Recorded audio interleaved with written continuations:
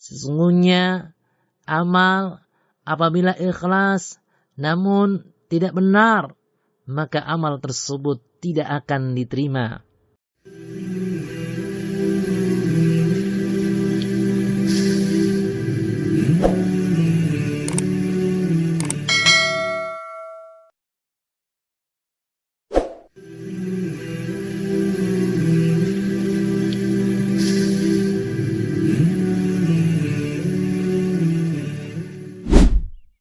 Assalamualaikum warahmatullahi wabarakatuh. Segala puji bagi Allah Subhanahu wa ta'ala, Rabb semesta alam. Salawat beserta salam senantiasa tercurahkan kepada Nabi kita Muhammad sallallahu alaihi wasallam, keluarganya, para sahabatnya, dan juga orang-orang yang meniti jalannya sampai akhir zaman. Sebagaimana kita ketahui bersama bahwa ibadah puasa merupakan ibadah yang agung. Ibadah ini membuahkan pahala yang sangat besar sekali di sisi Allah Subhanahu wa ta'ala. Karena puasa merupakan bagian ibadah, tentunya ketika kita berpuasa hendaknya dilandasi dengan ikhlas karena Allah Subhanahu wa ta'ala. Di samping itu, hendaknya ketika kita berpuasa sesuai dengan yang dicontohkan oleh Rasulullah sallallahu alaihi wasallam. Allah Subhanahu wa ta'ala berfirman di dalam Al-Qur'an surat Al-Mulk ayat yang kedua, "Walladzi khalaqal mauta wal hayata liyabluwakum ayyukum ahsanu amala." Ialah Allah Subhanahu wa ta'ala yang menciptakan kematian dan kehidupan supaya Dia menguji siapakah di antara kalian yang paling bagus amalnya. Fudail bin Iyad ketika menjelaskan tentang ahsanu amala, beliau berkata akhlasuhu wa aswabuhu, yaitu yang paling ikhlas dan paling benar. Kemudian para sahabat Fudail bertanya kepada beliau, "Wahai Abu Abdillah, wahai Fudail, apa yang dimaksud dengan yang paling ikhlas dan paling benar?" Maka beliau rahimahullah menjawab, "Innal amala idza kana khalisan wa lam yakun sawaban lam yuqbal." Sesungguhnya amal apabila ikhlas namun tidak benar, maka amal tersebut tidak akan diterima. Wa idza kana sawaban wa lam yakun khalisan lam yuqbal. Amal itu apabila benar namun tidak ikhlas karena Allah Subhanahu wa ta'ala, maka tidak akan diterima. Hatta yakunal amalu khalisan sawaban, hingga amal itu terpenuhi dua syarat, yaitu ikhlas lagi benar. Al-ikhlas ayyakun al-amalu lillah. Ikhlas amal itu semata-mata karena Allah Subhanahu wa ta'ala. Was-shawab ayyakun al-amalu ala sunnah. Sedangkan benar amal itu sesuai dengan petunjuk Rasulullah sallallahu alaihi wasallam. Oleh karena itu, agar puasa kita diterima di sisi Allah Subhanahu wa ta'ala, hendaknya kita senantiasa mengkaji, mempelajari bagaimana sifat puasa Rasulullah sallallahu alaihi wasallam. Insyaallah pada kesempatan yang berbahagia kali ini kita akan mengkaji beberapa pokok pembahasan terkait dengan masalah puasa. Pembahasan yang pertama adalah hukum berpuasa.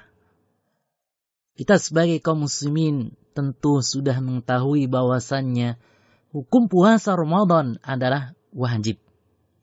Dengan demikian, siapa saja yang menjalankan puasa Ramadan, berarti ia akan mendapatkan pahala besar di sisi Allah Subhanahu wa taala. Sedangkan siapa saja yang meninggalkan puasa Ramadan tanpa alasan yang dibenarkan oleh syariat Islam, maka tentu ia akan berdosa. Allah Subhanahu wa taala berfirman dalam Al-Quran surat Al-Baqarah ayat 183, Ya ayyuhallazina amanu kutiba alaikumus siyamu kama kutiba alal ladzina min qablikum la'allakum tattaqun. Wahai orang-orang yang beriman, diwajibkan atas kalian berpuasa sebagaimana diwajibkan atas orang-orang sebelum kalian agar kalian bertakwa. Ayat ini secara tegas, secara jelas menunjukkan bahwa puasa Ramadan merupakan kewajiban. Allah Subhanahu wa taala juga berfirman dalam Al-Quran surat Al-Baqarah ayat 185, Syahrul Ramadan alladzi unzila fihi al-Qur'an hudan linnasi wa bayyinatin minal huda wal furqan faman syahida minkum syahra falyasumhu. Bulan Ramadan yang di dalamnya diturunkan permulaan Al-Quran sebagai petunjuk bagi manusia dan penjelasan-penjelasan mengenai petunjuk itu dan pembeda antara yang hak dan yang batil. Karena itu, barang siapa di antara kamu hadir di negeri tempat tinggalnya di bulan itu, maka hendaklah ia berpuasa. Dari ayat yang mulia ini, Allah Subhanahu wa taala kabarkan kepada kita bahwa siapa saja yang hadir di suatu tempat, ia dalam keadaan mukim, tidak menunaikan perjalanan, kemudian Ramadan telah tiba, maka ia berkewajiban untuk menunaikan puasa. Telah diriwayatkan dari Ibnu Umar radhiyallahu anhuma bahwasanya ia berkata, Rasulullah sallallahu alaihi wasallam bersabda, Buniyal Islamu ala khamsin, syahadati alla ilaha illallah wa anna Muhammadar Rasulullah wa iqamis shalah wa ita'iz zakah wa hajjil baiti wa shaumi Ramadan.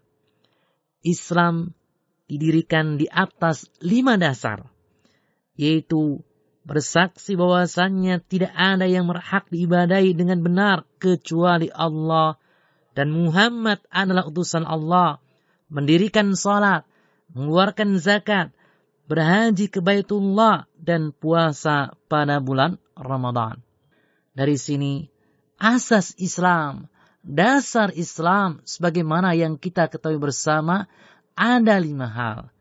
Yang pertama adalah syahadatain, mengucapkan 2 kalimat syahadat. Syahadat yang pertama adalah syahadat tauhid, seorang bersaksi bahwasannya tidak ada sembahan yang berhak diibadahi kecuali hanya Allah Subhanahu wa taala semata. Dengan demikian, salat, zakat, puasa, menyembelih, minta perlindungan, minta pertolongan hanya kepada Allah Subhanahu wa taala semata. Tidak boleh dipalingkan kepada selain Allah Subhanahu wa taala. Syahadat yang kedua adalah bersaksi bahwasanya Nabi Muhammad sallallahu alaihi wasallam adalah utusan Allah Subhanahu wa taala.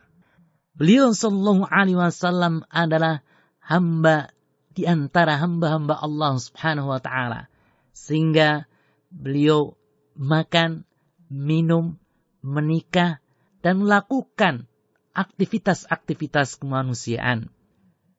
Namun beliau sallallahu alaihi wasallam diberikan anugerah oleh Allah Subhanahu wa taala berupa nabi dan rasul.